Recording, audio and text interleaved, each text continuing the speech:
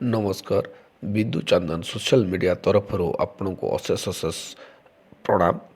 आज विषय हूँ ग्रह शांति। आपण मैंने समस्ते जानते स्वास्थ्य ही संपद। स्वास्थ्य सुस्थ रहिले आमे सबकि कम करने आमको भल लगे, सतेज लगे, फुर्ती लगे।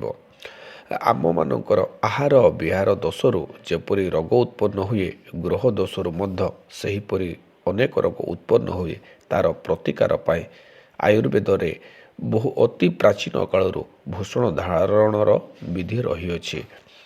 कौ ग्रह पाई कौ रत्न आमे पिंधिबा से विषय रे आज आपण मानकु जणाइबी। आमर आपण मान समस्ते जानते आमर 9टी ग्रह नवग्रह अच्छी।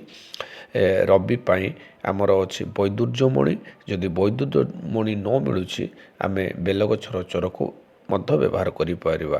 चंद्र पाई चंद्रकांतमणि बा क्षीर खजुरी चेर। मंगल पाई माणिक्य बा अनंत मूल चेर।